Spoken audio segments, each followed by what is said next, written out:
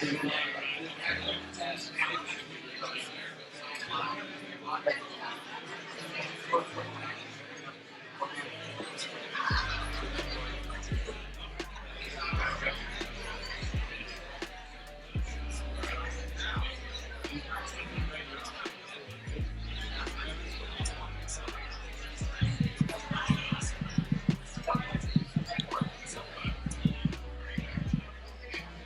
morning.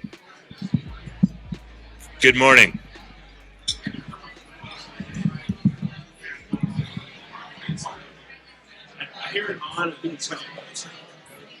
Welcome to the Economic Outlook for 2024. This is a joint event for the Mount Vernon Springfield Chamber of Commerce and the Southeast Fairfax Development Corporation. I'm Eric Christensen, chairman for the Mount Vernon Springfield Chamber, as well as the general manager for the Springfield Town Center. We are extremely delighted to make this program available to local businesses and pleased to welcome a number of very distinguished guests. The speakers for the Economic Outlook panel and many Fairfax County staff and community leaders are here this morning as well. First off, I'd like to extend a very warm welcome to some of our elected officials that are here today. They really take a strong interest in supporting our business community. First off, we'll start off with Mount Vernon District Supervisor Dan Stork. Dan?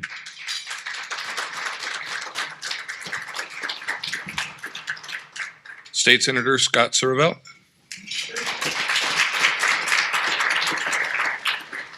Delegate Paul Krizik.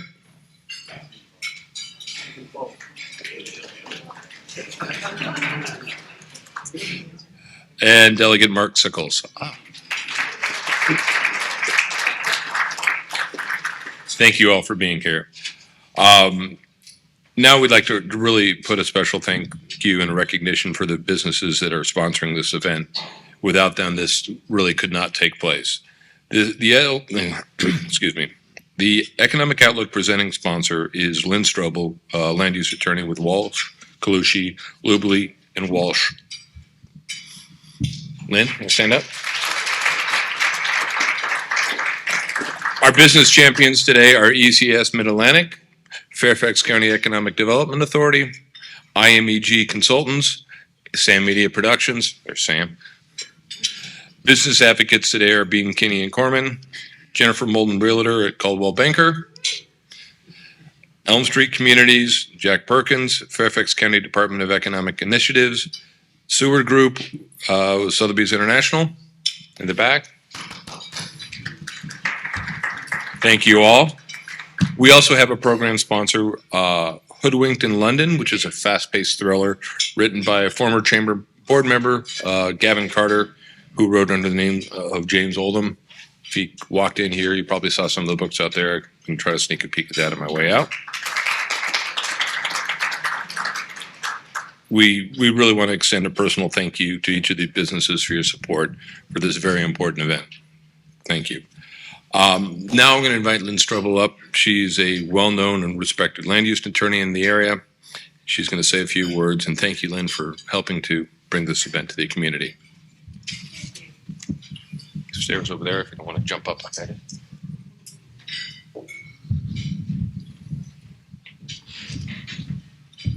I didn't know I had to come all the way to the microphone. I was just going to speak from my chair. But I'm Lynn Strobel. I'm with the law firm of Walsh Colucci.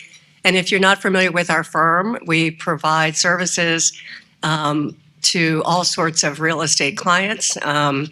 We do zoning and transactions, and we also have general practice individuals who do general litigation business.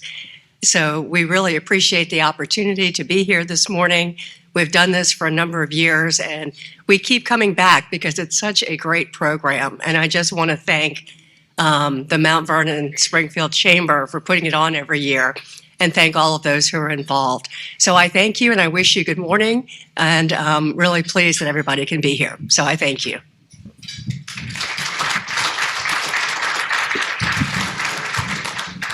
Thank you, Lynn. We really appreciate your consistent support for this event over the years. Several of our chamber strategic partners are in attendance today, and I'd like to recognize them now. Mark Vianney with Bean, Kinney & Corman. Walter Clark with Burke & Herbert Bank. Paul Krizik, again with Christian Relief Services. Don Camerata with Covanta Fairfax. Don. ECCA Payroll and Benefits Provider, Joel Bernstein. Joel, are you here? Inova Mount Vernon Hospital, Roberta Tinch. Right. Phyllis Sinte with McInerney Associates. All right, Phyllis. Northern Virginia Community College, Marcus Henderson. Michael Drobnitz with Opfinity. Nora Sanchez with Paul Spring Retirement Community. Service Masters represented by Elena Mirage today. And Springfield Town Center. Thank you. Thank you. To begin today's program, we're going to hear from Dr. Terry Clower, who's the Director of Regional Analysis at George Mason. Dr. Clower has been a regular presenter at these Economic Outlook events in the past, and it's always great to welcome him here. After Dr. Clower, Mike Kitchen, the board chair for the SFDC, will introduce our panel and begin the discussion. You can take note that there are some note cards on your tables with some pens for you to write any questions you may have during the presentations. There will be time at the end of the panel discussions to have your questions answered. We want to make this as interactive as possible. So, with no further ado, Dr. Clower, the podium is yours.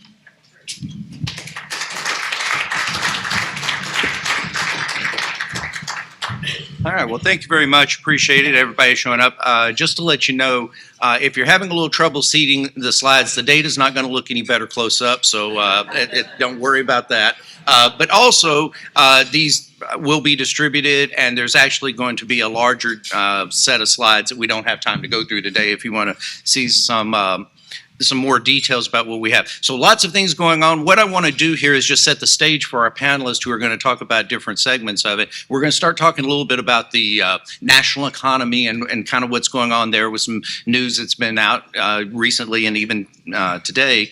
And then we're going to move into what I'm going to give you a fair warning is a real sense that we are not doing as well as we think we are in this region, and I'm going to provide you some data to support that. That does not mean we're in disaster mode yet, but we have some challenges that we need to address. So let's see now if this is going to work. Yay. All right. So the first thing I think to really keep in mind is you can go home, take all of those economic textbooks that you had left over from college, Econ 101 and all that, and go ahead and chunk them. Because obviously there is nothing about what's going on in the national economy fits. I mean, with the rising interest rates, what we saw there, the Fed actions, we should be seeing the nation really slowing down in terms of job growth. Well, what did we get? 300,000 jobs last month. You know, even accelerated, right? And we keep seeing economists and market people's expectations, exceeded that. So at some point we have to admit that those of us who claim to be economists, we're wrong. We're wrong most of the time. We can't even get it right when we're looking backwards a lot of the time, right? We talk about margins of errors in hindsight. So the point that I'm making to you is that it's a very uncertain time because it's just we're not fitting in with the usual models. All of those things that we learned in basic economics seem to be in flux. That does not mean, though, that the underlying theories don't hold. It's just when do they take hold? If you do the kind of interest rate rises we saw over the last few years, you would expect the economy to have slowed down to the point of recession. And it hasn't yet. And that tells you something about underpinning demand, but it also tells you about consumer spending habits, all this. And what we see a lot of this in, all the word of the day is about consumer prices. Now, this week's data, I didn't get, I had to submit the slides before we had this. And so this is showing that in February we had 3.2%. So numbers came above expectation in what was released yesterday at 3.5% annual rate as of the March data. So ticked up a little bit on that. And naturally you saw yesterday that the stock market really had a pretty bad day and everybody's, now we're running around hair on fire, which I don't have that problem, but others do, running around about, all this. I want you to keep a couple of things in mind. First of all, the difference between what we were expecting and what came in is a matter of a rounding error in the data. And in fact, all of these, of course, are estimates based on statistical probability. So it's not even outside of the margin of error in the data. But of course, we have traders that want us to trade on everything because remember, whether the market's going up or down, traders make money on commissions for you trading. So, there's a little bit of wanting to hype the market. The other is, I don't understand why people are surprised. If we unpack some of the numbers and we look at a couple of the key components that was driving that higher than expected number, insurance cost of housing, cost of automobiles. All right, insurance cost. How many disasters have we had in this nation between fires in California, hurricanes in Florida, and we keep building in places that are prone to these things. And so insurance costs are going up. Plus, not only that, how much is every item that is being replaced cost? If you have something happen to your home, how much does it cost now versus 5 years ago to have that contractor come out and do the repair? Why are we surprised? Okay, how about this one? Now, I'm all about people making good, solid wages. But if the UAW is going to give 25% raises over a 4 or 5 year period, whatever the number is, what's going to happen with the cost of cars? And so why we are surprised by this is the surprising thing to me. Now, the underlying, and I actually pay more attention to producer prices because that shows what's going on, kind of ahead a little bit of the consumers. The number just released is actually a little bit higher than what we're experiencing. The headline number is 2.1% year over year. That was just released at 8:30, so I have not had time to dig into the particulars of it. But what we have been seeing a trend is that the cost of goods component of producer prices has been coming down, but cost of services, people, higher wages are still rising. Now, all of this said, remember that the Fed has this target of 2 to 2.5% inflation. One of the key things that some folks are starting to run is, well, why is 2% the target? Is 2.5% good enough? Is 2.7% or 2.8% really good enough? And that's all kind of a question. But the thing that we can know is that moving from that 3.2, 3.3, 3.5% consumer inflation down to a 2.5, that's that last mile that's going to be really hard to do.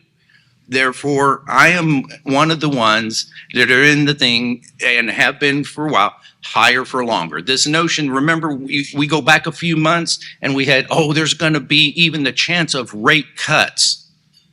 In this year, we're going to have 3 or 4, rate reductions, and we're going to do all this, and it's just, there's very little evidence to suggest that the Fed is going to take action really soon. We keep pushing back. Remember, it was a dead certainty. The market was better than 75% certain that we were going to have a rate cut in March. Now we're talking about, some of them are prognosticating that it's going to be maybe toward the end of the year, last quarter, but interest rates are going to stay higher, which means everything we do is higher. And I think about the folks that, those people that are buying things, doing their experiences, whatever they're doing on credit card debt that is now running them at 24, 25, 26% interest. At some point, the music stops on that merry-go-round. And so we have to be a little concerned about that. Mortgage rates, I think, are going to stay elevated. We've gotten a little bit mentally adjusted now. 6% mortgage rate is not that bad. It's really bad compared to what we have, what some of us got, but it's not going on. And yes, we see the phenomenon. The realtors will talk about it. My house, I like my house. I love my mortgage with a passion. You couldn't, it will be ripping the threshold off the door with my fingers gripped into my 30-year 2.75%.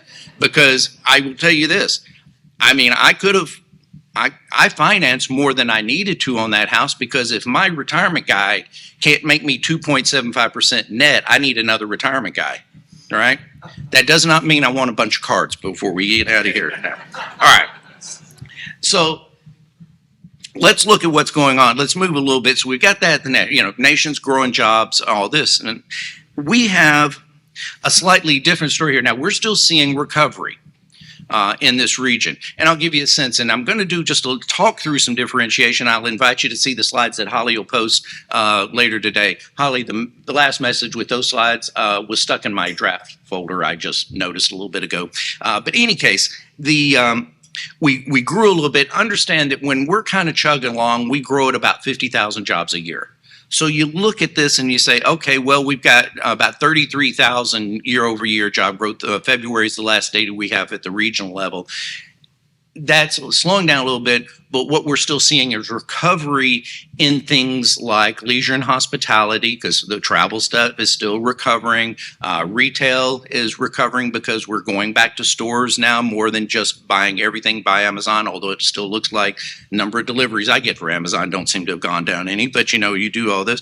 But what we're seeing though, and I'll get more into this in just a moment, is some shifts in that our job growth is increasingly in lower value added sectors. And I'll just leave that for a moment. In Northern Virginia, about 13,000, because here's the thing that's really what we're seeing going on, is that there has been a notable shift in the last 2 years in economic activity from the district and suburban Maryland into Northern Virginia, which is good to a certain extent. But regionally, remember, we are an integrated economic region. And yes, you've heard me joke about the Potomac Ocean being deep and wide, but the fact is we are connected to these folks. And if the district fails, we have no chance of succeeding in the long run. So there is a real notion that we need to be concerned with going on there.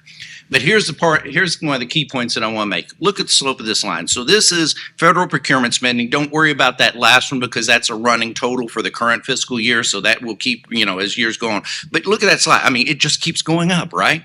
We keep spending and spending more. Yes, we can have a whole conversation about deficit spending and when does that music stop in the musical chairs and the bond market of the globe starts saying, hang on, guys. If you want to spend like you're in Greece, we're going to treat you like you're Greece. And so that's not hitting yet, but it's coming. But look at the slope of that line. Where do we usually see in the private sector jobs related to procurement spending? It's in professional and business services. We're moving in the wrong direction. We are seeing a drop in key sectors. So let me phrase it a different way. This is just indexing to February of 2020, looking at us versus the nation. The green line is our region. The black line is the national average. So even at times when we've been growing jobs in that sector, and we've stopped growing in that sector here recently, what we're seeing is that we're falling behind the national average. The rest of the country is growing faster than we are.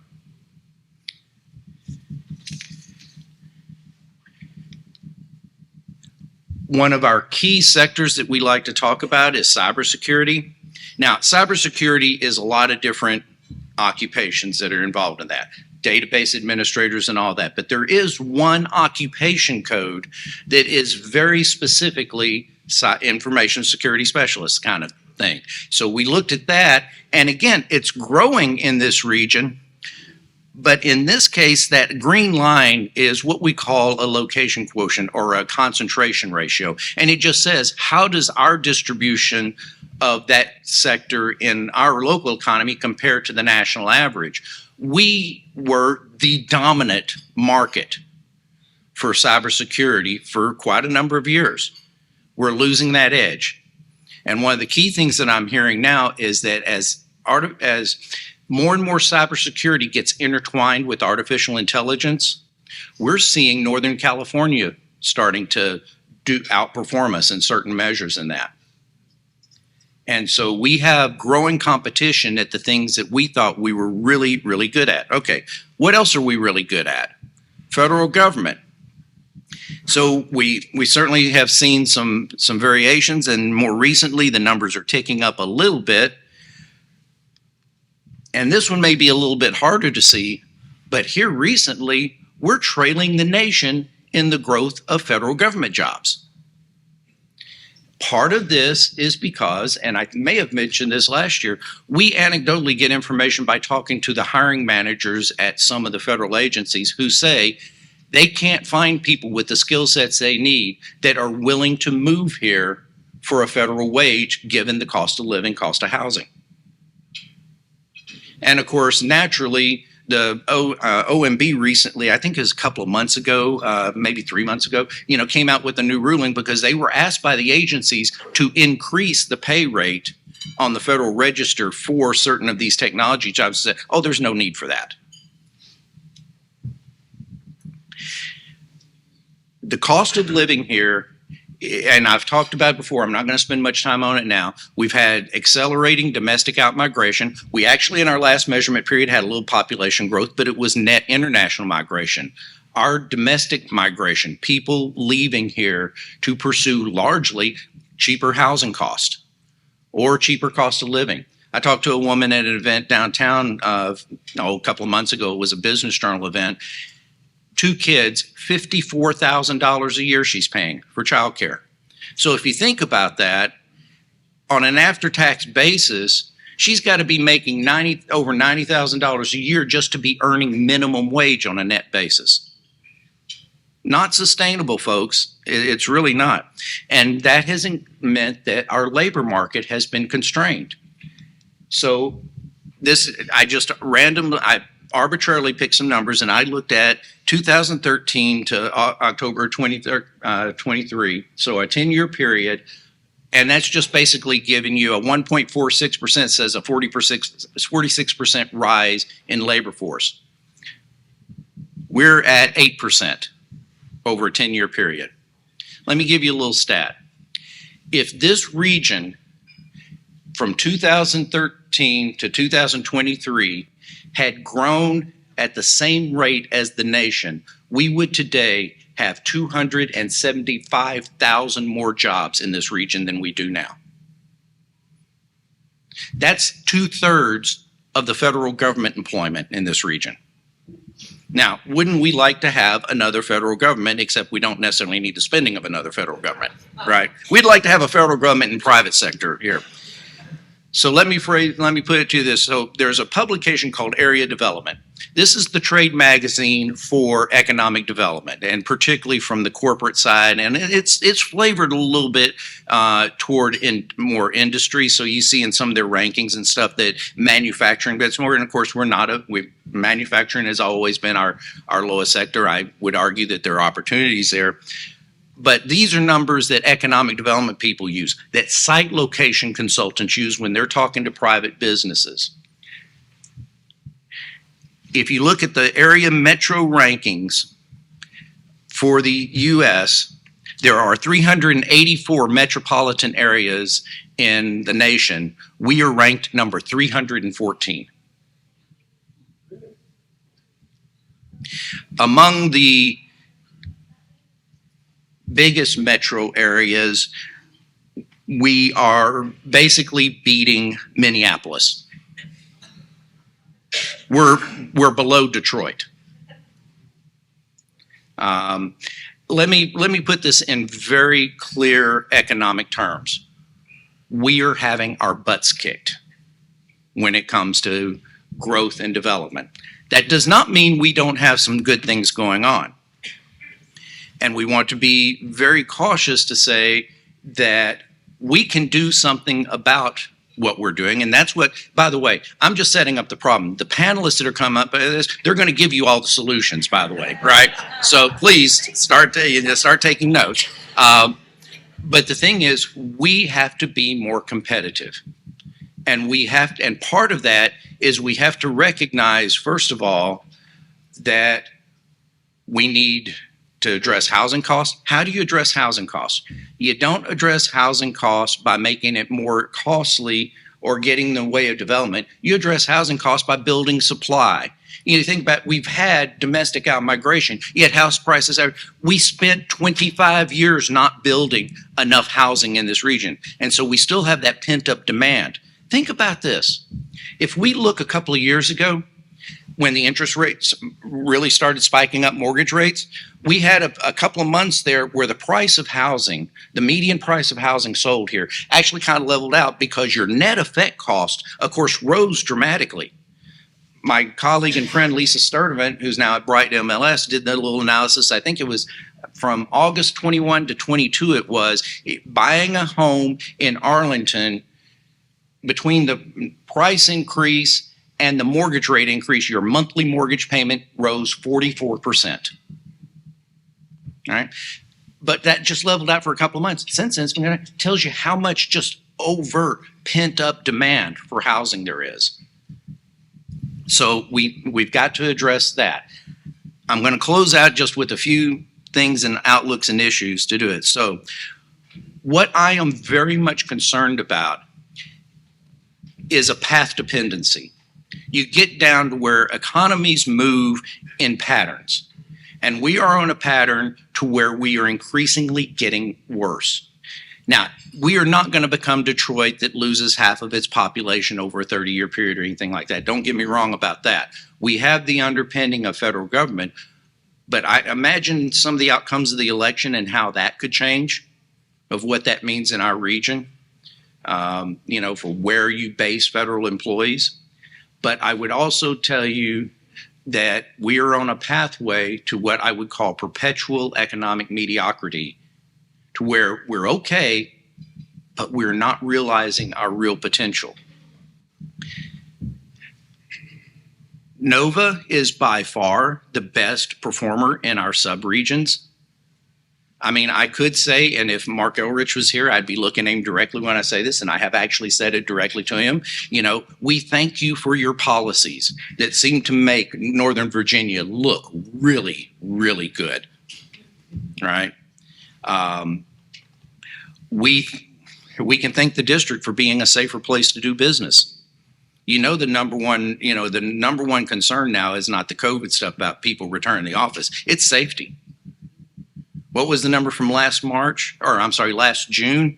144 carjackings in the District of Columbia in 1 month. HQ2 is growing, and that's good. But one of the things that I was excited when Amazon announced they were coming here.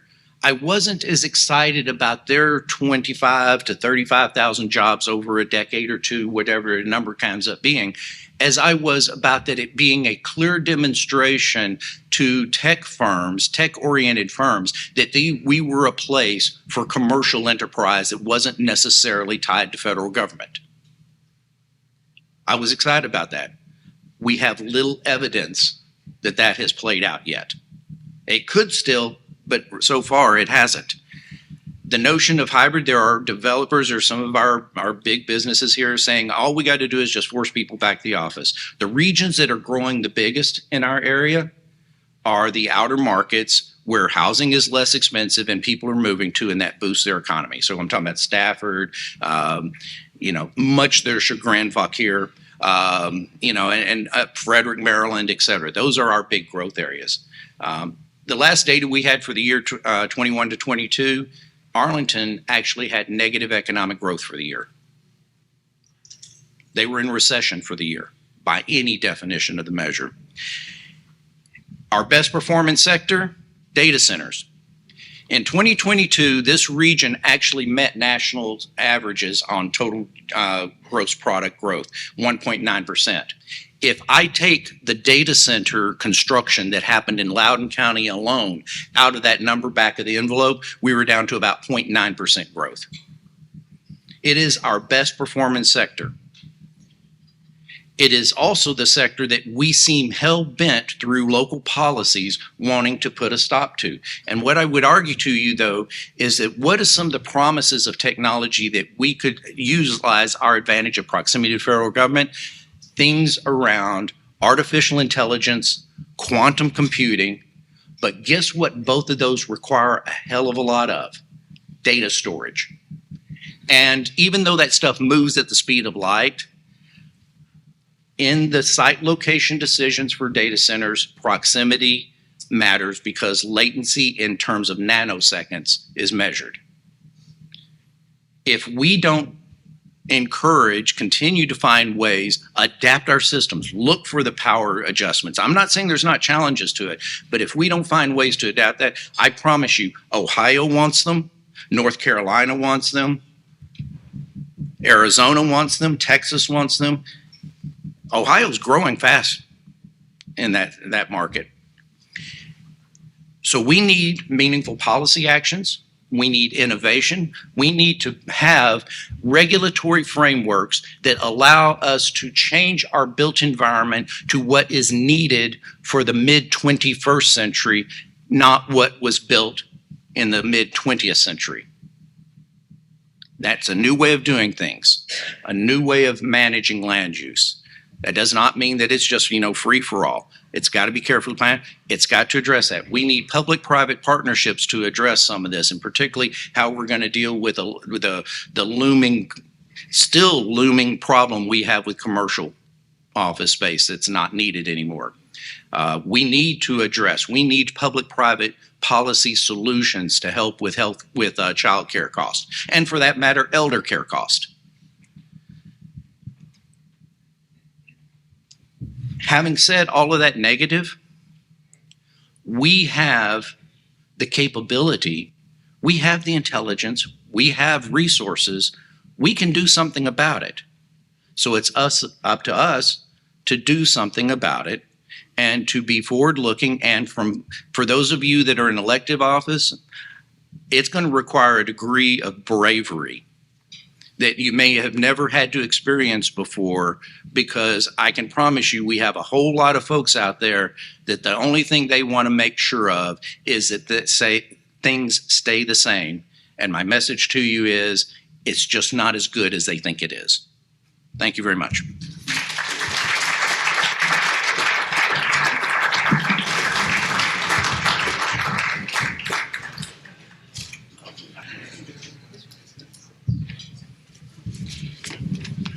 Hey, well, Dr. Clower, thank you very much. Very insightful information. There's good things happening here. Potential for more good things, but there's a lot of work to be done. So, just like to introduce myself. I'm Mike Kitchen with IMEG, civil engineering consulting firm here in the Northern Virginia area, and I'm the current board chair for SFDC. So, would like to invite our panel members up. There's biographic information in your folder, so I won't do a drawn-out introduction for each of them. But if we could have everybody come up. We have David Boyle from Burke and Herbert Bank, Rachel Carter with Coldwell Banker Realty, Eric Christensen with Springfield Town Center, Jack Perkins with Elm Street Development, and Roberta Tinch with Inova Health Systems. Appreciate everybody for being part of the panel. Great.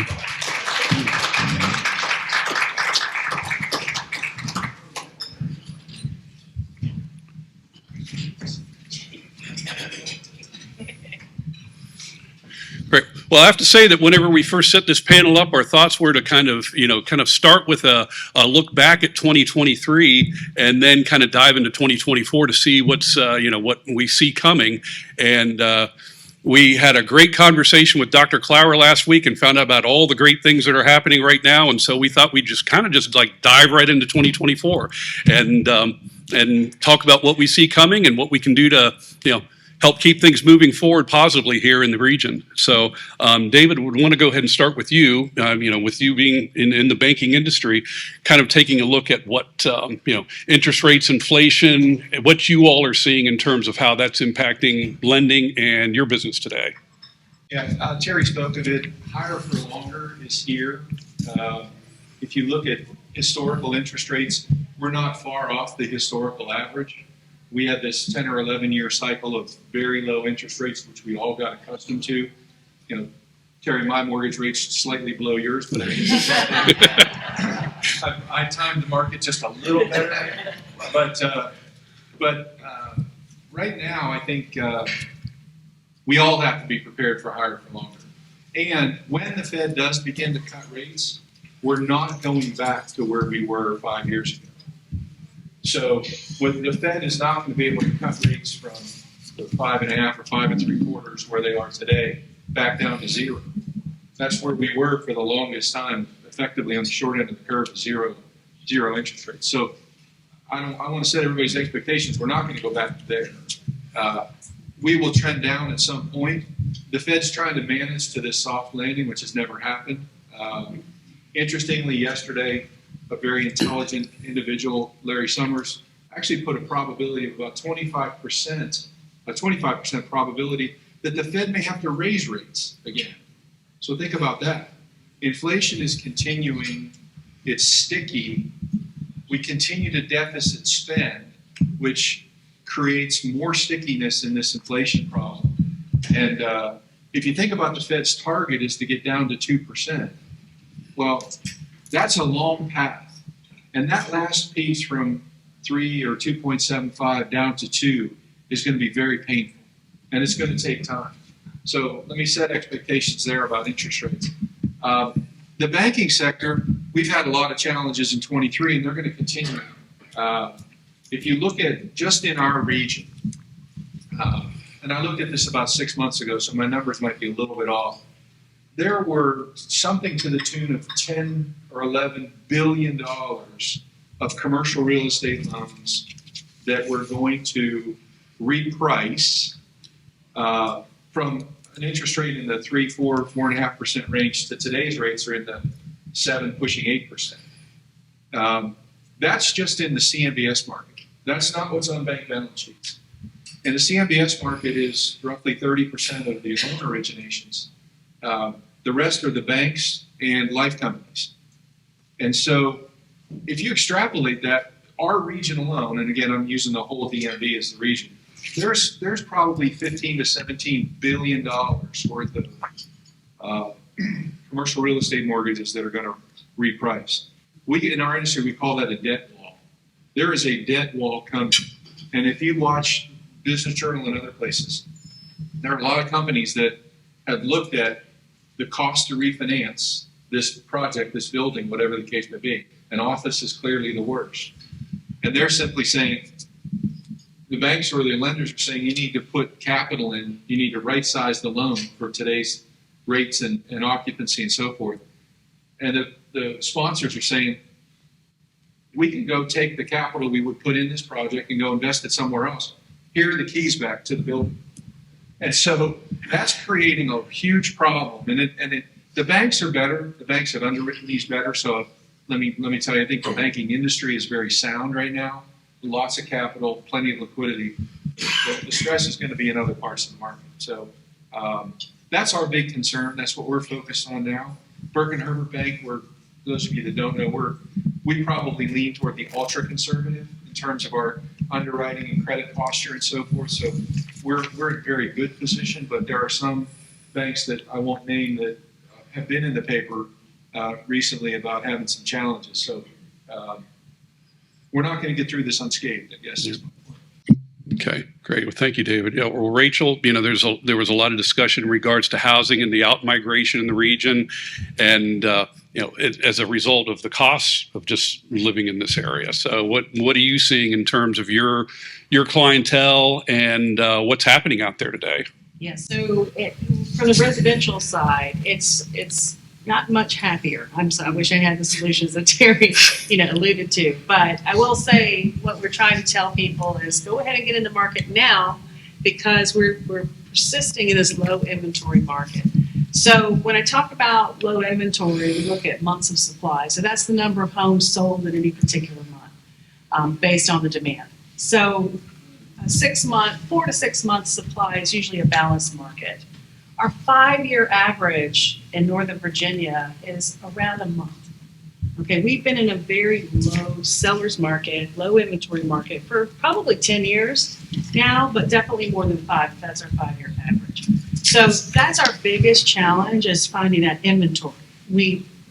Terry alluded to builder, we don't have enough new construction.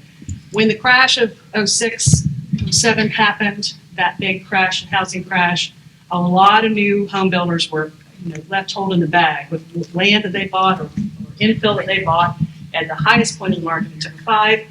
The prices plummeted. It took them years to get rid of that. They've never gone back to building at the levels they did pre-2005. So we have a shortage there. Secondly, we have the problem with There you go. Secondly, we have the problem. Hello, it's a hot mic. Clang, clang, clang. Those, no, sorry. Anyway, so so in any case, the problem really is again, we had people during the pandemic who did. We had this incredible market after COVID where everybody moved from the cities. They wanted to get out of the cities. Actually, real estate had the best years in history in 2021 because everybody was trying to get away from each other. So they were moving from the cities. They didn't want to be in a condo building. They didn't want to share an elevator or a staircase. They wanted to get out. They bought in the countryside. They bought in resort properties. All of that, people were building outdoor spaces. With the interest rates so low, the refi market went out the roof. So mortgage lenders did well. Real estate agents did well. We saw a swell in realtors because of all these people that left the hospitality and tourism fields that had just gone south through COVID. A lot of them came into real estate. So our ranks swelled as well. And we sold probably the most houses in history in 2021, I believe in 21. And there were over 6 million houses sold nationwide. Follow that up with 2022, and we had the fastest increase in mortgage rates in history the following year. I mean, going back to the example, there was a meme going around showing that if you could pay, say $3,000 a month, you could in February of 2022, you could afford an $850,000 house. By April, when it was 5.5, you could afford a $650,000 house for the same payment. Carry that on to October when it was 7%. You had a kind of a weird perfect storm of low inventory and low buyer demand in that fall winter period, and it sort of. The business fell off the cliff at that point. And by 2023, we had the lowest number of home sales. It was just over 4 million at total volume nationally. So that is a huge decrease in a very short amount of time. So we're looking at, trying to educate our buyers and sellers as to what's going on. When I look here locally, just looking at the February numbers, February over February for Northern Virginia, they've had a 12% increase year to date, year over year in pricing. In the median sales price. That's a significant jump. Now it's very, very area specific. You do have to look at each neighborhood because there are pockets. Prince George's County has some more affordable places. Maybe they haven't increased by as much. There are some places that have even dropped in value depending on where you are. But in general, the whole region is going up. Average sales price in Alexandria is over $800,000. So it's just becoming less affordable for people. We've been throwing around the almost cliche now, date the rate, marry the house. Hoping that in the future your rates will go down and you can refinance, but go ahead and buy that house now. We talk to buyers a lot, especially first-time home buyers. They say, and actually all home buyers, and they say, "Oh, I'm going to wait. I'm going to save up a little bit more." Well, in this environment, how much are you going to have to save to beat a 12% increase on a $400,000 house? That's a lot. So you're probably not going to be able to save that much. So to beat that. So just go ahead and buy the house that you can afford now. And then if you can refi later, that's probably the better way to go. So that's generally our advice. But pretty much everywhere around here, when I talk about months of supply, if you look at, say, Springfield has a 5-year average of 0.3 months of supply. I mean, every listing that goes on the market there doesn't just have multiple offers, it has more than 10. Okay, there's still high buyer demand, and kind of alluding to what some others have said, people have kind of gotten used to the 6 to 7%. That's actually, historically speaking, kind of a normal range for mortgage rates. So the buyers are not discouraged by the interest rates anymore. They've gotten used to it psychologically. They've settled in. We are telling everybody we're not going to go back to those 2%, 3% rates. It's just not going to happen. That was an unusual circumstance in history. So hopefully, unless another pandemic comes along, long. God help us.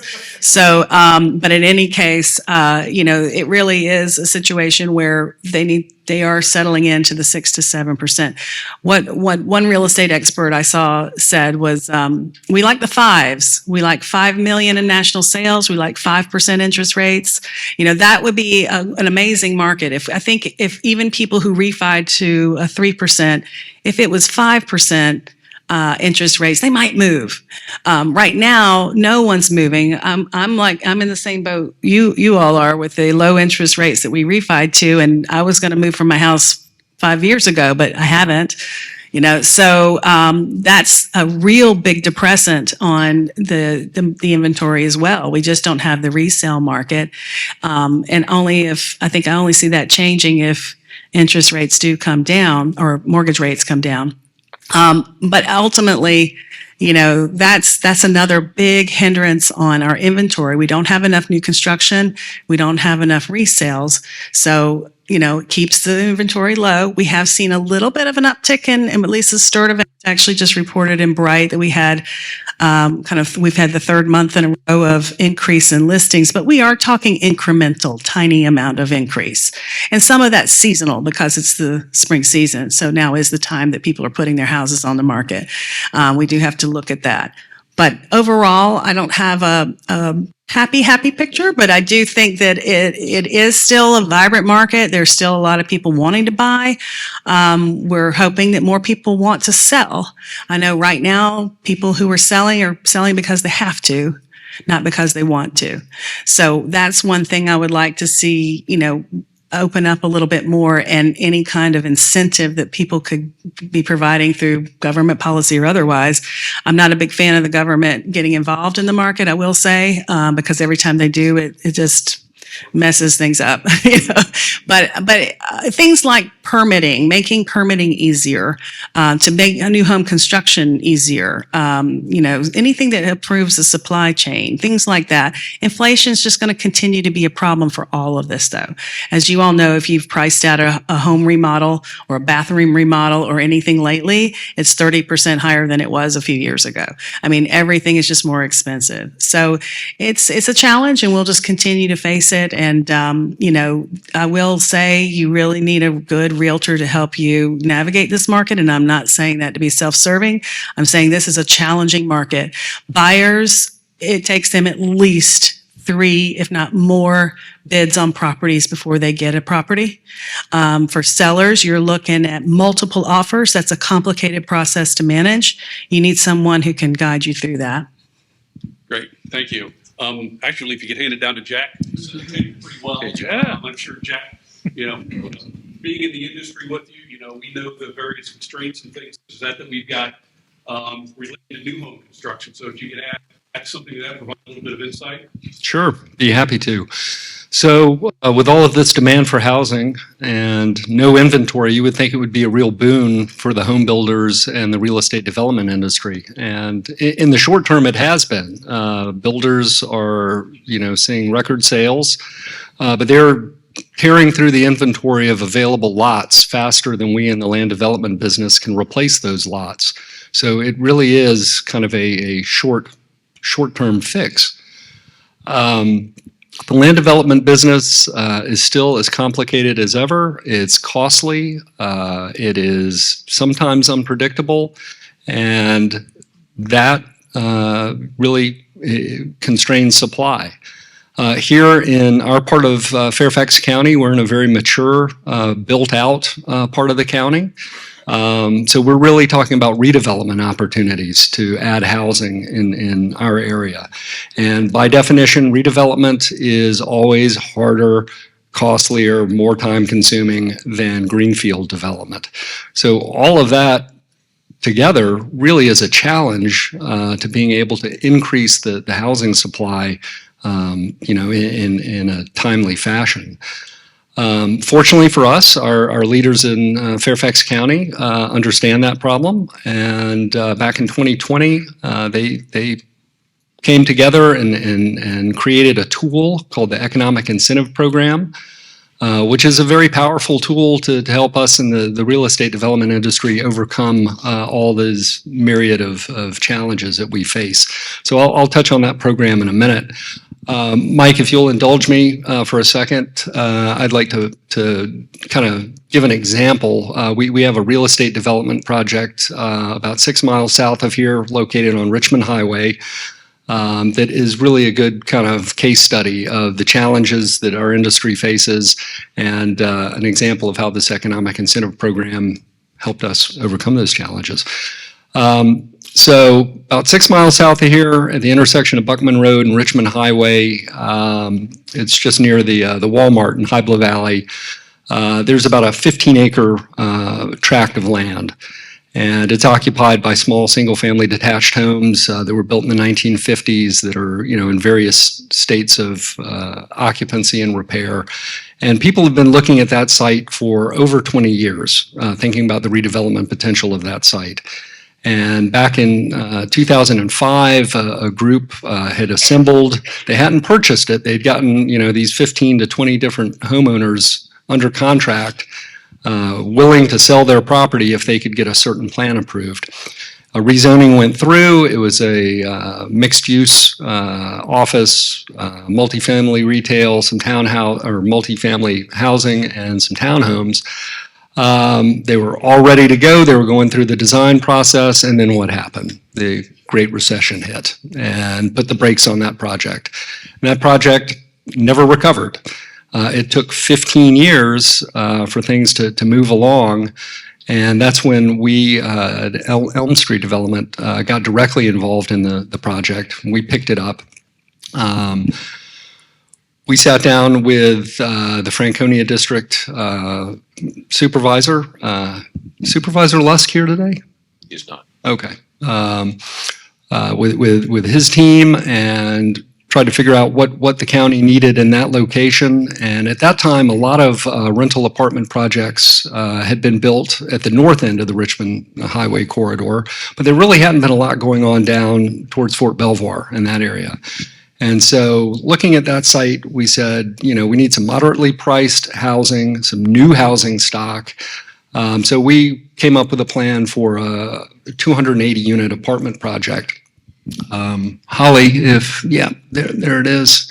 It's a beautiful illustrative rendering of the site. That's what it looks like from Buckman Road. And that eventually is what it will look like from Richmond Highway. Today, where all that green space is, there are some older buildings that we do not control, but VDOT, through the widening process, will take those properties, and as the BRT comes down Richmond Highway, that will go away, and eventually that will be the view you will see as you come down Richmond Highway. So we got that project rezoned in 2022. I'd like to give a shout out to Lynn Strobel, our land use attorney. We could not have done it without you, Lynn. Thank you very much. And then once you get a project like that rezoned, you still have a lot of work ahead of you. You've got to go through site plan engineering, the kind of stuff that Mike does. You've got to go through the building design and permitting process. So we started that in 2022, and what happened? Interest rates went through the roof. And multifamily projects like this are extremely interest rate sensitive because you're going to be financing those over a long period of time, and the interest rate really matters when you do a project like that. So we saw, not just us, but nationwide, a lot of multifamily projects really went on hold in 2023. So now here we are in 2024, we're trying to make a decision, do we start this project or not? And the tool that I mentioned earlier, the Economic Incentive Program, we looked at that and ran the numbers on that and said, now might be a good time to start this project. So we are going to break ground on this site this summer, do the site work, do all of that, and then we're going to have to wait and see what these interest rates do, David, whether we decide to go vertical. Whether we go vertical and start coming out of the ground late this year or early next year. But the EIP program is very interesting. One of its key features is it's a real estate tax abatement. And there are areas around Fairfax County, the Richmond Corridor is one of them, where the county is trying to incentivize redevelopment and help developers overcome the high cost of redevelopment.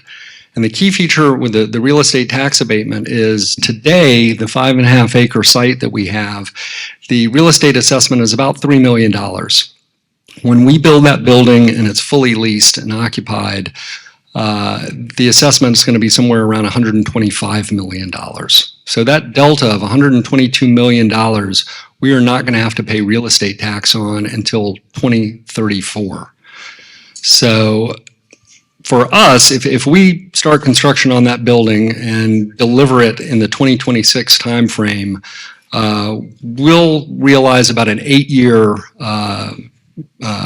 abatement on those real estate taxes. And to us, that's going to equal somewhere between $10 and $11 million. And that is a significant contribution to the project. So my hat is off to Supervisor Stork and the rest of the Board of Supervisors for coming up with that program, because whether we apply that to fixing aging infrastructure out on Richmond Highway, or you use that $10 million to essentially buy down your loan, it helps get projects like this out of the starting blocks and moving. So again, I think this is a wonderful tool that the county has come up with to help spur on development. This project has some really neat proffers that we'll be contributing to the community. It will have a public playground, a public dog park that are owned and operated and maintained by the apartment community, but again, they're open to the public. It will have 28 workforce development units in it. The Workforce Development Housing Program encourages, as it sounds, workforce folks. It provides reduced rent for folks who qualify, and I believe it's between 60% of the AMI all the way up to 120% of the area median income. And those discounts on rent can be as deep as 35 to 40% of the market rent. So 10% of this building will be available to bring teachers, firemen, police officers, county workers, give them an affordable place where they can live close to where they work. So with that, I'll turn it back over to you, Mike. Great, thank you, Jack. Just as a reminder, there are note cards on the table, so if you have any questions for any of the panelists, please write them down. Somebody will be coming by probably about 9:45 or so to gather those up so that we can ask some of the panelists before we wrap up. So thank you, Jack. right. In regards, I'm going to have Roberta speak. You're up. Roberta, Yeah. The healthcare industry has had an interesting 4 years. It's between COVID, supply chain problems, cost increases, labor constraints, things such as that. So, what can you share with us in terms of how today's economy is affecting you? Sure. Just as Rachel mentioned that people were moving out to the countryside, I think they were starting work from home businesses, which also affected our workforce. So nationally, we saw over 200,000 nurses leave the healthcare workforce in the midst of the time where we know we needed them the most. And we also reported another 600,000 nurses intended to leave the workforce nationally. So we all saw that happening in 2020. And what that also meant nationally as well as locally, hospital providers, healthcare providers broadly had to find contingent workforce to come in and meet the demand, a very nuanced demand in those couple of years. And extra precautions that we had to put into place to take care of people who were at a higher level of acuity or sickness, and not the run-of-the-mill colds or appendicitis, but we're going through a viral illness at this time. At the same time, that puts constraints on our supply chain. So what we experienced that time was a lot of things can't come in on time, or the prices of goods are going through the roof.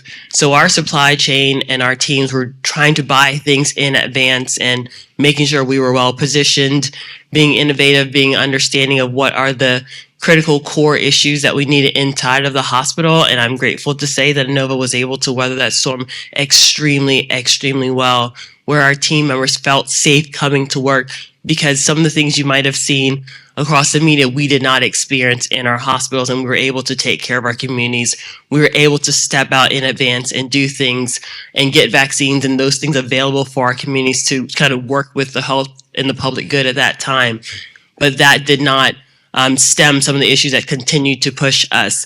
Nationally, you'll see that a lot of the hospitals, especially not-for-profits, lost a lot of margin in that time. And so when we talk about whether you pay taxes or don't pay taxes as a healthcare work entity, that money does go back into the community. So either you're paying it in taxes or you're reinvesting in the bricks and mortar of your community and being able to grow programs. So while what we also see is areas continuing to grow and the population. So we have to think about whether or not we have the spaces, the clinics, the hospital beds to accommodate what we see as a growing community and make sure that you have care when you need it, where you need it. Other things that we saw at that time is Terry talked about this earlier about the wages in the area. Our particular industry continued to reinvest in our workforce. So we had nurses, clin-techs, and all those specialties. I'd probably say over the course of 2 years, probably shorter, saw a $10 to $12 increase in their pay, base pay. We've had to start innovative programs. We have partnership with Fairfax County Public Schools, George Mason, Northern Virginia Community College, really just trying to say, how do we invest in programs and develop workforce for the future? We know that demand is going to continue to grow. So what are the curriculums that a local individual could walk into Northern Virginia community colleges, get the curriculum they need, graduate, and go directly into a job here in the area in any of our healthcare entities. And so those are great partnerships that we've had to put in place to weather the storm. We continue now. Our issue, as we mentioned, was capacity. So ANOVA has been working diligently with the land use people and the areas to create more spaces. I know in 2021, our CEO, Stephen Jones, was asked, why are you continuing to spend money on bricks and mortars if the industry is changing, if people are going from home or getting care in ambulatory spaces? Well, there's a lot of dynamics that are happening. So one, as our population continues to grow, you do have individuals who want telemedicine and they want care virtually. And so we invest in those things on the ambulatory clinic spaces. But we also have a population that when they do come into the hospital, they are sicker than they were before. And so we have to think about ways of doing that. What we also recognize is that the Springfield area, the Oakville area, the Landmark area, those are places where we continue to have demand. And some of our facilities are they're older and they just do not have enough beds. So we have to put beds where the patients are. But what we also find on the financial side, as we continue to invest, the payments that we're getting for the services that we are providing continue to stay flat to barely going up. Our payers like United and Cigna and things like that, they're saying, yeah, I know the cost of care is going up and I know you have to spend X million of dollars in investing, but it's back on you to be more innovative how you decrease your cost.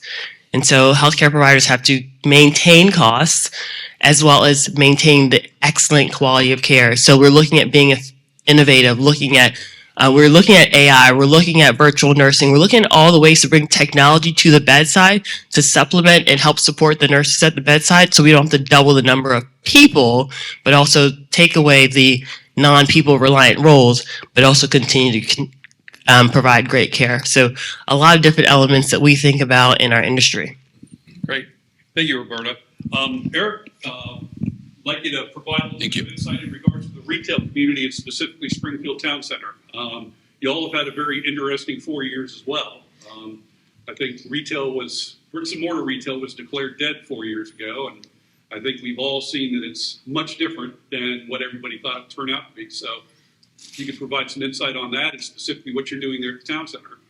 Most definitely. Thank you. First off, I do want to kind of echo what Jack talked about with the economic incentive program. Very critical to us as well. We have a partner that is under construction right now on a 462 unit multifamily building. But without that program, that construction may not have been viable. So it is an incredible program and very beneficial. Thank you. The last several years have been very interesting in the retail industry. With COVID has forced a dinosaur meteor level of evolutionary change.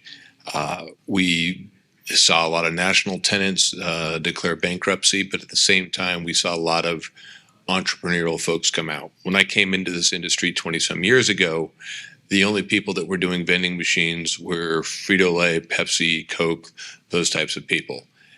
Nowadays, we have people coming out of the woodwork that have bought vending machines and are looking to create their own level of income and cash flow from a unique vending machine. We never would have seen eyelashes, hair extensions, baby products, all these things in vending machines. But people are trying to come out there and do their own entrepreneurial businesses, which is great. We're also seeing that in some of the other sectors. We have a lot of individuals who are finding niches for clothing. We have a Ethiopian clothing boutique. That's not something you're going to find on a national brand because it's only going to work where there's a demographic that fits with that customer. So we've got a lot of these smaller entrepreneurs that are coming out. Going back to that forced evolution, what we saw was a lot of national tenants that didn't make it, but some of those folks that didn't make it are now coming back in a different format.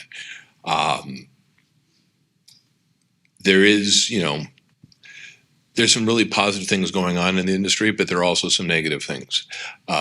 Some of you may have read that the Fair Oaks Mall, one of the partners in that, Taubman, has handed over the keys to their other partner, and so they're out of that property. Pre-COVID, that was an extremely strong property. It had great sales. When Springfield Town Center came into the market about 10 years ago, they were well ahead of us in sales per square foot. We have since surpassed them. A lot of that may have been to the fact that people weren't going into the office. The Fairfax County Government Center that's in their backyard didn't have a lot of people coming in the office there, so that slowed down their business drastically. Combine that with the interest rates that we've talked about, they weren't able to get the refinancing completed for that property. Now the new owners have been able to extend the loan, but we'll see how that kind of plays out. Springfield Town Center has, really been lucky in a lot of respects. When it was originally developed and reopened, we were ahead of the game in putting in a lot of dining and entertainment. We replaced an anchor with an entire restaurant row. That's been extremely successful for us. Dining and entertainment has averaged over $80 million in business on an annual basis for us, and we're continuing to do that. In August, we opened up the Lego Discovery Center, which has been a tremendous success, and now we're seeing other big entertainment concepts expressing interest in here. Sometimes we are told that internally that we're too big. We're nearly 700,000 square feet in inline space, but some of these bigger uses that want to come in, they need 10, 20, 30,000 square feet, and so we're able to do that. So it may have been it was a weakness before, but now it's becoming a strength. So we're very well positioned right now, and it feels good. Some of the stuff that I was promised 10 years ago when I came to this project, with the residential, they're now coming to fruition. So we're a bright spot right now. Okay, great. It's great to hear. Thank you. There's been a couple of mentions about the EIP, the Economic Incentive Program that Fairfax County created 4 years ago. I know that just from being in the industry, it's something that we've done our best to let our clients know about. And that's helpful in certain respects, like for like multifamily. But is there any ideas that you might have that Fairfax County could potentially do to help the for sale market? There's been a lot more focus on rental affordable housing, but just based upon the lack of supply that we have right now, a rising tide floats all boats. What can we do in order to try to encourage more housing development as a whole to fill all of those niches from deeply affordable up through luxury? Just kind of put it out there. Jack, I'll start with you if you, Sure. Maybe you've got some ideas. I don't have the magic answer to that question, Mike. They are not making any more land.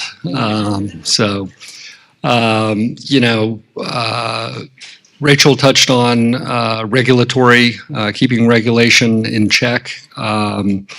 I'll just give everybody a real quick snapshot of what regulatory cost looks like in the housing development business. The National Association of Home Builders will tell you that roughly almost 20% of the cost of a new home is regulatory cost. And that's not just fees that you're paying. It's all the way from, code requirements, offsets and mitigation you have to do for environmental impacts. It runs the gamut, but it's baked into that cost of a new home. I'm not going to say that, all regulation is bad. We have the most modern, energy efficient, safe housing stock, really in the world. So it plays a part. It's crucial. But I think we have to be very mindful when we're looking at coming up with new regulations and the costs that those bring to new housing. The Northern Virginia Building Industry Association did a study, and they concluded that for every $1,000 increase in regulatory costs that's put on a house, that prices about 4,000 Virginians out of the market. So $1,000 increase, 4,000 people are priced out. So we need to keep that in mind. Again, we've got to work really hard to keep the costs in line so that people can afford a new home. Yeah, I know there's been a number of local jurisdictions that have changed their zoning ordinances of late in order to encourage density. In certain areas, do you see that? And Rachel, I'll kind of slide over to you on this as well. But to create a market to where maybe instead of putting 4 houses on an acre of land, we're doing 8. We've obviously there's additional costs related to that too. But is that something that you could potentially see as helping the market? I personally, Alexander City just passed an ordinance that allows for kind of anything to be built anywhere, and to oversimplify it. And I say it was a very unpopular type of arrangement. And I don't know I think you can't just say, hey, I'm going to slap a 8-unit building on this neighborhood corner and that solves the problem. You have to look at what need there is, because not everybody wants to live in an apartment. Rents are pretty high. You need to look at what people really need. Do they need single family home? Do they need, it just depends on, or townhome, it depends on what the need is. And really, I think, again, streamlining regulations for new construction, trying to get things to the market faster. A lot of the problem too with that kind of ADU or just construct something anywhere is that the land that they're looking at is already very expensive. So I'm not sure that the units that they're going to be building are necessarily affordable or going to be affordable. So because the cost of building them is going to be expensive, and the cost of purchasing the land or the infill is going to be expensive because we already have an elevated market. So I'm not sure that's going to work out, but we'll just have to see. Again, it's where can we create land? I don't know how that happens. I mean, I think we're going to have to just ride through it and see, wait for inflation to go down, and wait. We're going to have to just wait and see what happens. And there's got to be a more pro-business type of environment, and a more, where you've got attracting more people here. It concerns me with Dr. Clower's numbers about people not coming here. We need to do everything possible to bring good, high-paying jobs here, and that trickles down to everything else. Then we have better schools, we have housing, we have restaurants, we have all of that to support that. I mean, you look at DC, they're struggling. They've got way too much space. They have a crime problem. They've got lots of issues going on, and the restaurant industry is dying because the people aren't there. I think I saw a number the other day that 12% of government workers are in the buildings. That's really shocking, so that's a problem that has to be overcome. If it really starts with getting the jobs, and the jobs coming here first and foremost, and then you have the demand, and it all flows from there. So I don't have a magic wand or magic pill, but I'm not in a, we can try this new development and new zoning to allow more building, but I personally don't think it's going to be the answer. Okay, thank you. Well, if you could hand it to Roberta, because this leads in very well to the next question. You talk about bringing high-paying jobs here to the region. One of the things that we need to focus on based upon the information that Dr. Clower provided is we need to keep the high-paying jobs that we've got here first before talking about growing new jobs. So this ties in very well, I think, with this first question I've got here is in regards to affordable housing. How do you feel when people say, sure, I want affordable housing, but not in my neighborhood? But not in my neighborhood. And I think that's something that we've all experienced from one side or the other.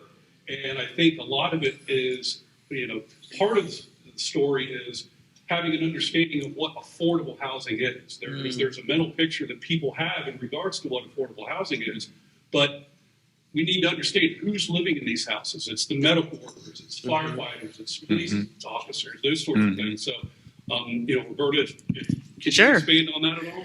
And yeah, the not in my neighborhood, we have to acknowledge that we have a lot of team members who do transfer and do commute up through the area to come into our hospitals. And so our system is as far east as the Potomac Ocean, as someone said, and as far west as Loudoun.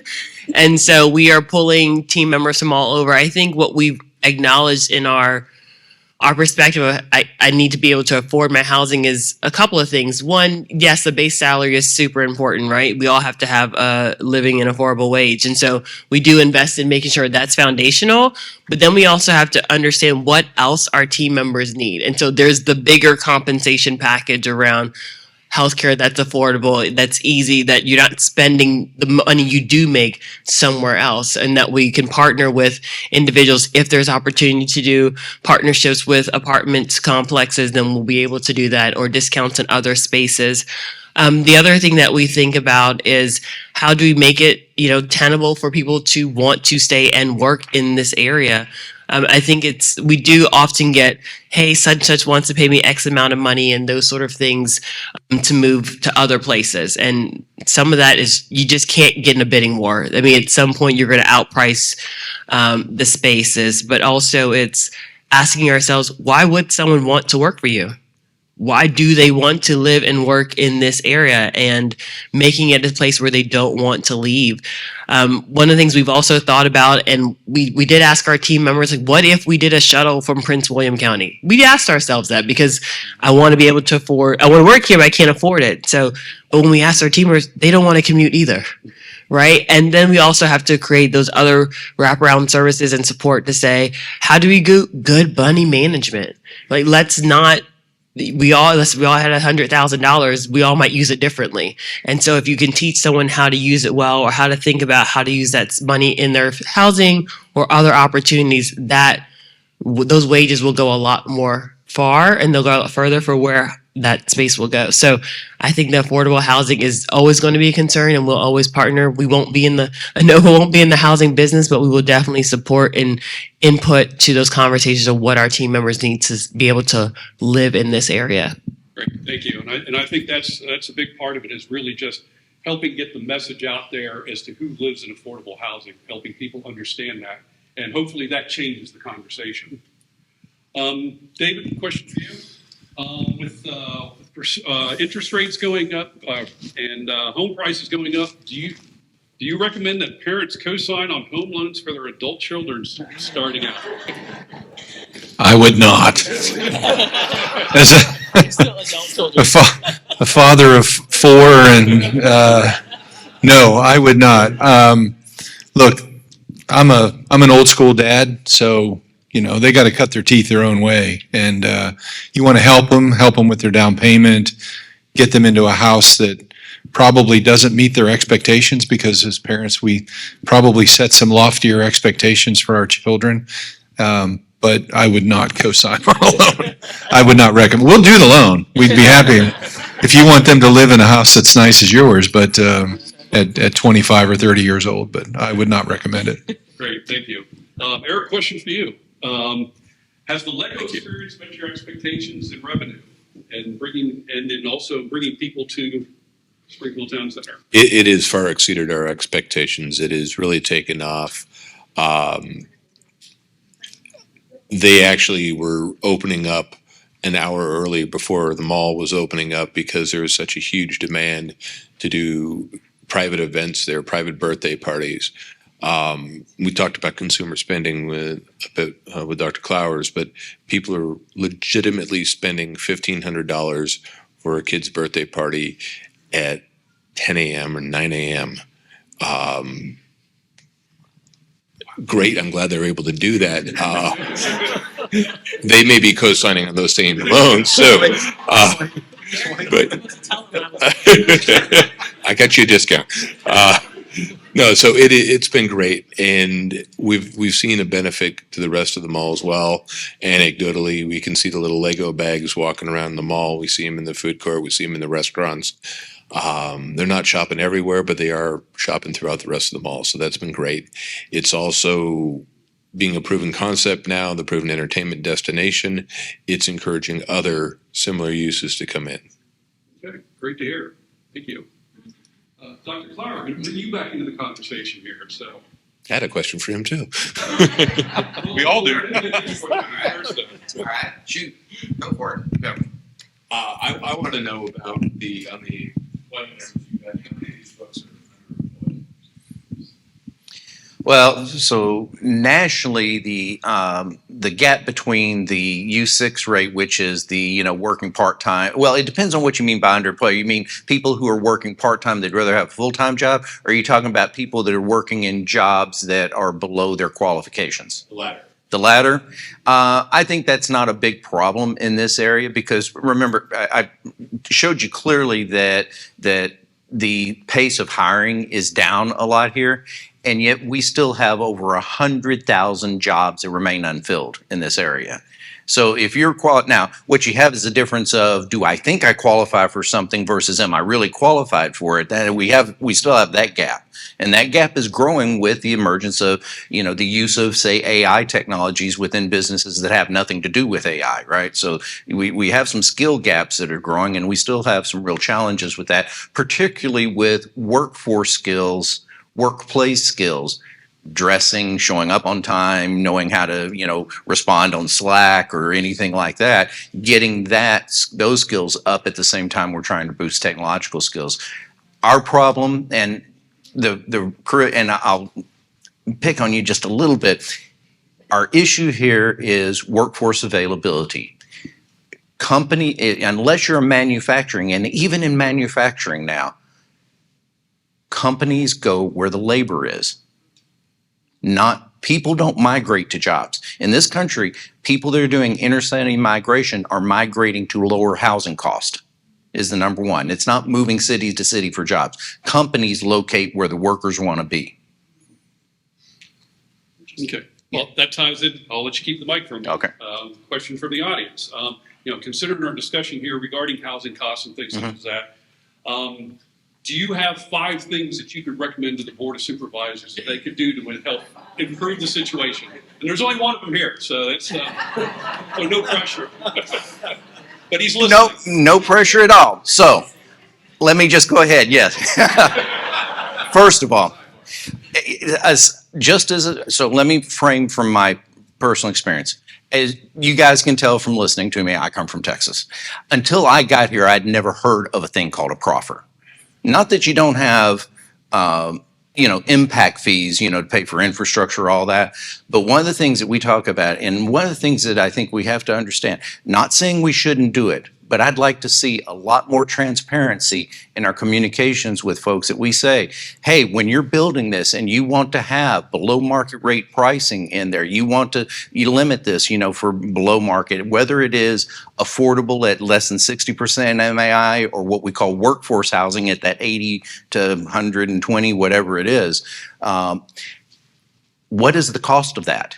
Because the point is all of those costs, we like to think, oh, well, developers are these rich guys and we're just going to make them pay for it. No, it's embedded in the cost of housing that all of us pay. It's a little like the fantasy that we do. Local governments across the country love to have tourist taxes. bed taxes and lodging, because tourists are paying for it. I remember when auto rental. Have you ever looked at how much local tax, state and taxes you pay on auto rentals? Okay, the truth of it, this was an analysis we did in Texas years ago. It's 70% or so of your auto rentals are actually locals who are renting their car because their car's in the shop or whatever it is. It's not tourist. So I'd like to see us really understand as we're setting up the public policies of how we accommodate some of these things. The other is the length of time that the process that we have of how long does it take. Now, I am all for land use attorneys and others making good money. But there is that thing that says if it's taking us 2 and 3 years to make a decision, that all of that at interest rates at 6, 7, 8% is adding dramatically to the cost of housing. Now, I'm not saying this is the standard, but there was one of the suburbs of Dallas years ago.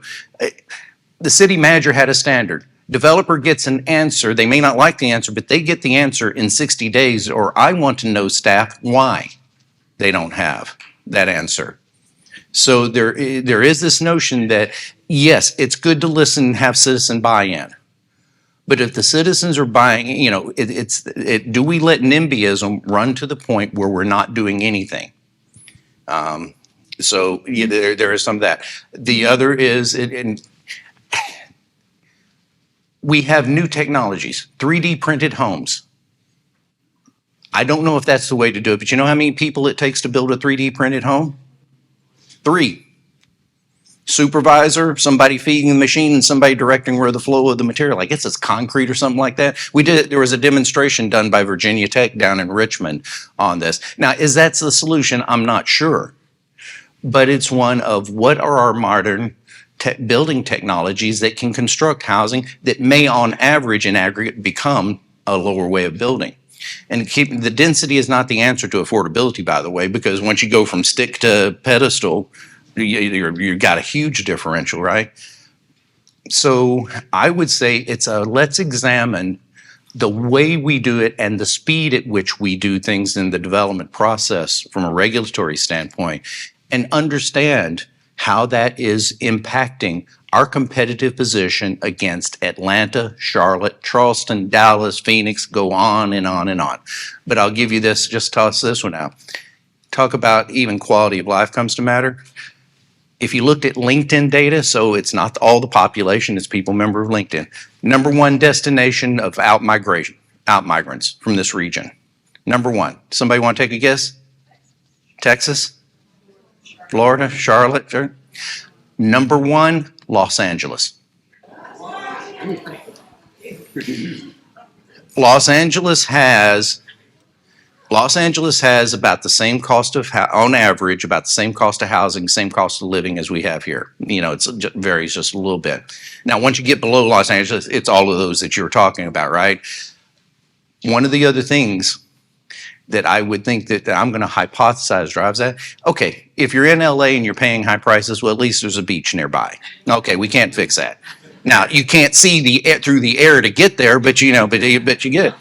But the other is we're starting to see we're losing some of the people that say work on the Hill that used to then go in and work for our nonprofits, NGOs, companies, whatever. They're getting the heck out of Dodge.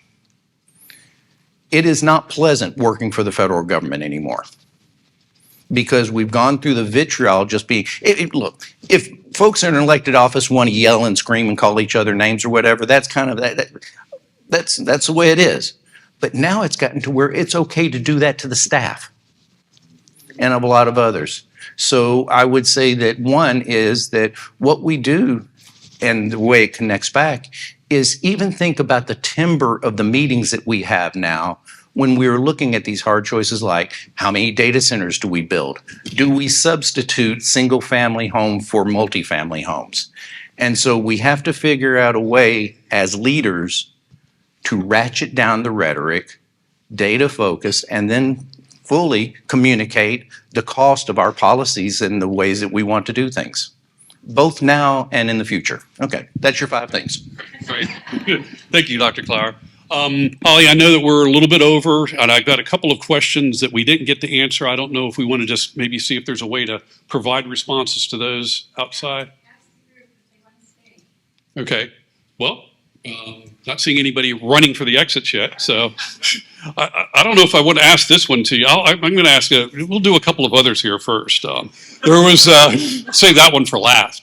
What are your thoughts on with DC being in so much trouble right now? I'll put it in the crowd. You seem the most appropriate for responding, but regarding DC having the trouble that it is. Do you see the Wizards and Caps staying there as a positive? I would hope that it would at least not be a negative. Do you think it helps the situation at all? Well, I don't want to see DC hollowed out, certainly. The reality is that what Mr. Leonsis is going to be able to do in DC is not going to have a candle compared to what it could have been in Potomac Yards in terms of an impactful development. The creation of 5,000 housing units, that many of which were going to be built specifically so that they were workforce affordable, all of that, it's not going to fix all that. The crime issue they've got to fix. Taxes they've got to fix, because they continue to make us look good on tax rates. But having said that, we can't survive long-term as a region if we have a hole in our donut. And they are the donut. Now, I like the notion of DC in many respects. Let them have all the entertainment venues. Get the Commanders playing at an RFK site and do all of that. Let them have all of that, because let's face it, is it Disneyland if you don't have the rides? All right. But they also need to compete, and we also need to look at these opportunities we have for creating place-making investments that drive people to say, I want to be here. I would rather be there than near the battle in Atlanta, for example.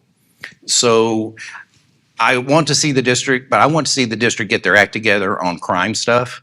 I mean, look, I don't want to go overboard, but you do the thing where I heard Brooke Pinto, when she was proposing, I went and sat in a meeting and she was talking about where their intervention programs had got to where kids that were breaking the law understood there was not going to be a consequence.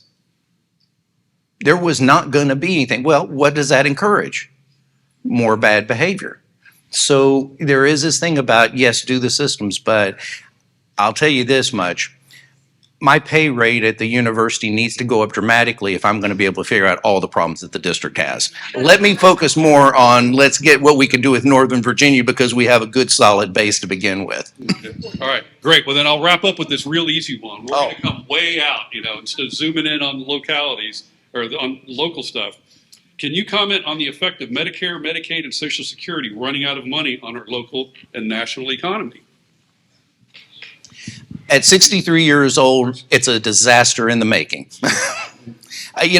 Look, we're going to have to, we've got lots of problems to solve with that. What bothers me more than anything is just this sheer notion that we seem to have in federal government and elsewhere that deficits don't matter, that deficit spending doesn't matter.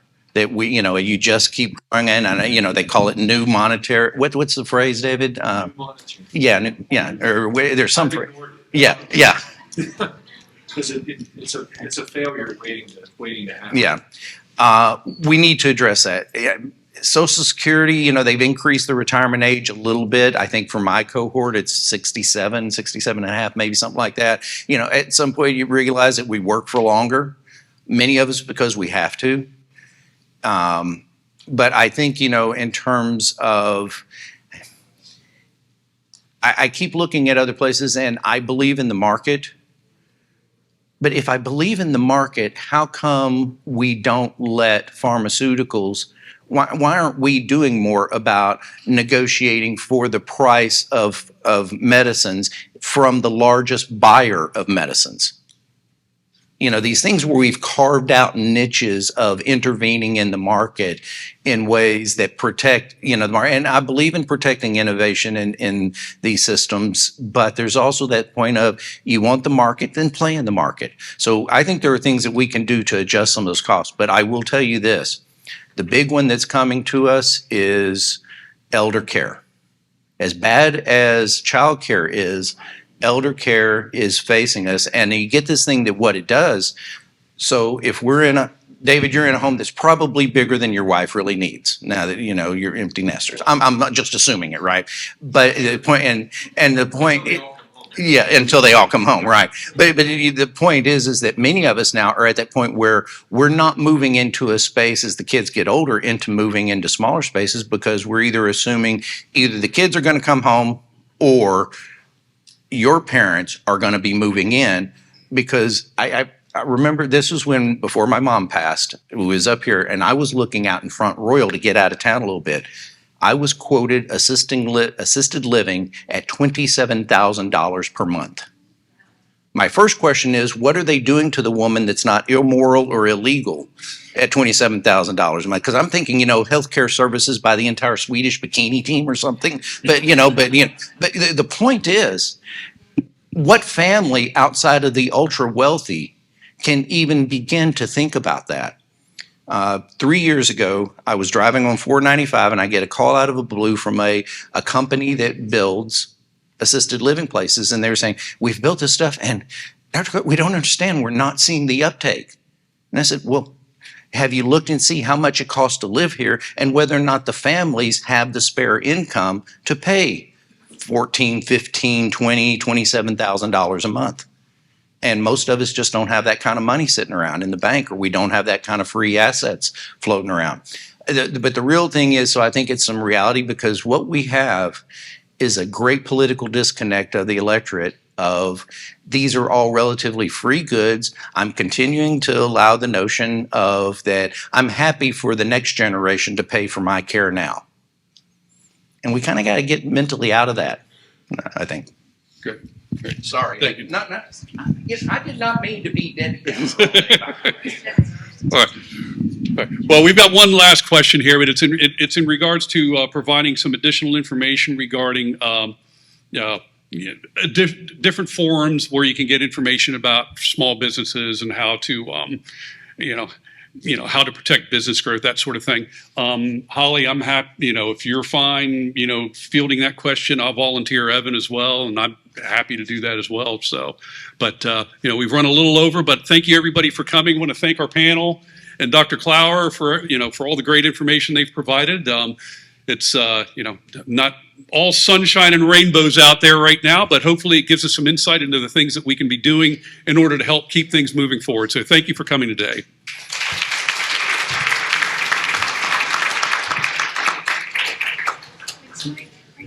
Oh, thank you. Thank you so much. I like just being able to throw the questions out, let you guys provide all the great information. So.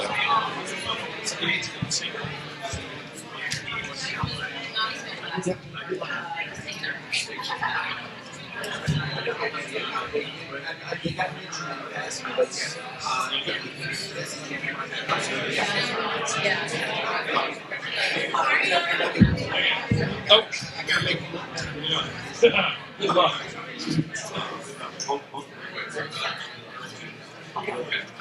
Great. Thank you. Yeah, and there was what's going to happen. Thank you so much. Yeah.